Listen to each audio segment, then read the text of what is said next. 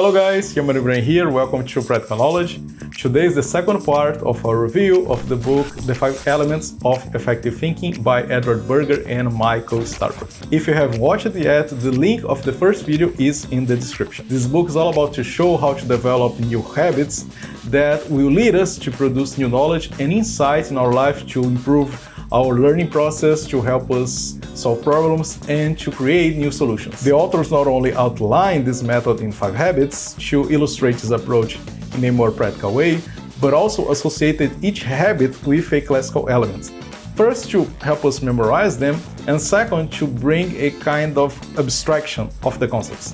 So we have understand deeply earth, make mistakes fire, raise questions air, follow the flow of ideas water, and change, which will be the quintessential element. Today we cover the second element, fire, make mistakes. Okay, both mistakes and failures are not welcome, right? They paralyze us, they make us doubt ourselves. We are not rewarded by failures either, and in most cases they're associated with some sort of punishment, which means that we will try to avoid them as much as we can. So the first shift that the authors try to do is a fail is not a kind of certificate of incompetence, as many of us can think sometimes.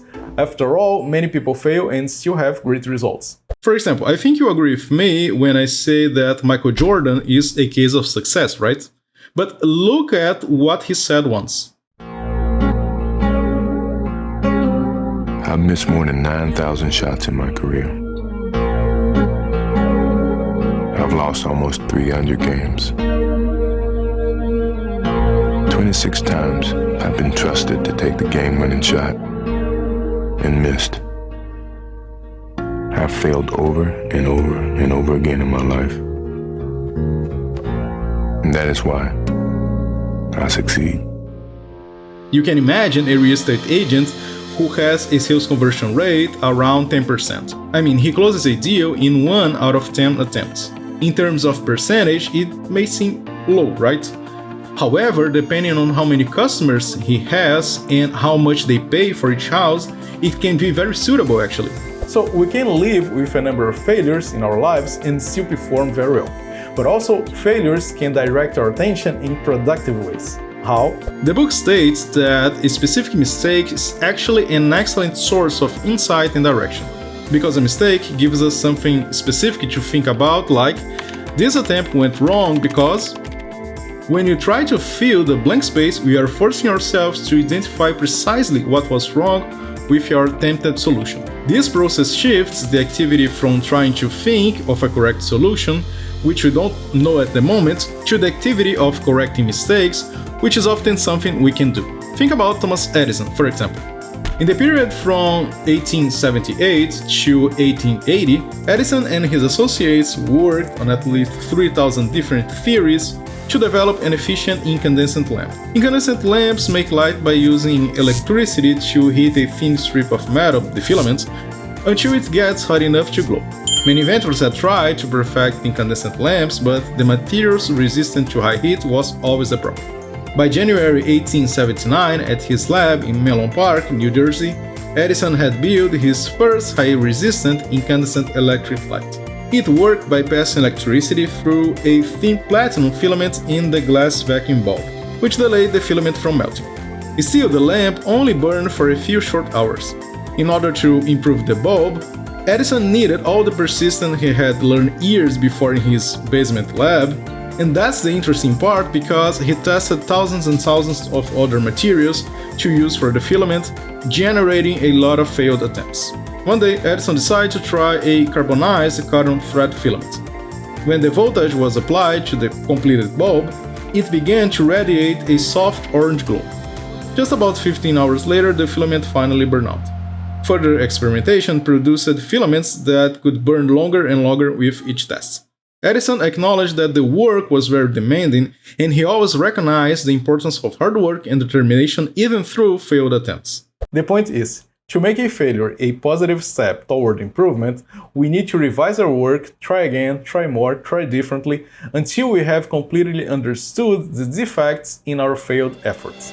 In design thinking, we have the MVP, which is a prototype sufficiently functional but not finished yet. Instead, it will be improved by a feedback cycle. what is necessary and what isn't, what worked and what didn't.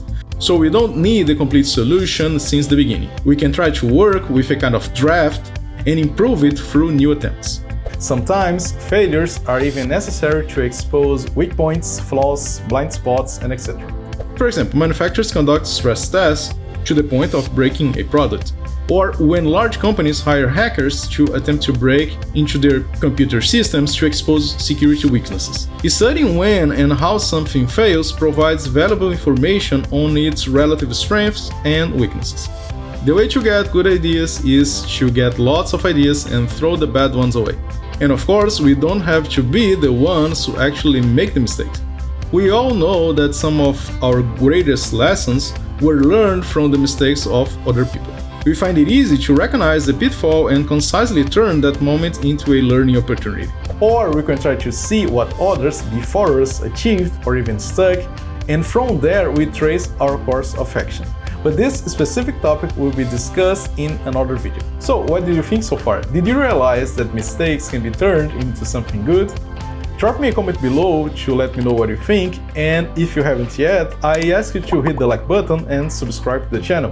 You'll be supporting the creation of more content like this. Now, one curious thing about mistakes is that we can find the right answer to the wrong question. In 1970, the 3M scientist Spencer Silver was working hard to create an even stronger adhesive. His creation was a resounding failure. In fact, the bond was actually weaker than other 3M products. The interesting point is that bond was so weak that it could be stuck to objects and then easily lifted off them without a trace. So Silver didn't come unglued over his failed attempts, and 3M didn't fire him, which was great because 4 years later, when 3M scientist Arthur Fry was trying to devise a way of placing bookmarks on his hymnal so they would neither fall out nor damage the page, he recalled his colleague weak mixture. Fry coated part of his bookmarks with Silver's super weak adhesive and thus accidentally gave birth to one of 3M's most lucrative products, the Post-it note. It all arose out of a failed attempt. Another example is DNA discovery. The beginning of the research project that led to the discovery of DNA's structure was the application for a grant that was not to discover DNA's structure but to find a treatment for cancer. If the scientists had stuck to their promises, not only would they probably not have found a cure for cancer, but they definitely would not have discovered the structure of DNA. When our attempt fails to resolve one issue, we might discover an answer to a totally different situation. We can try to look at a mistake not as a wrong answer, but instead as an opportunity to ask, what is the question to which this is a correct answer?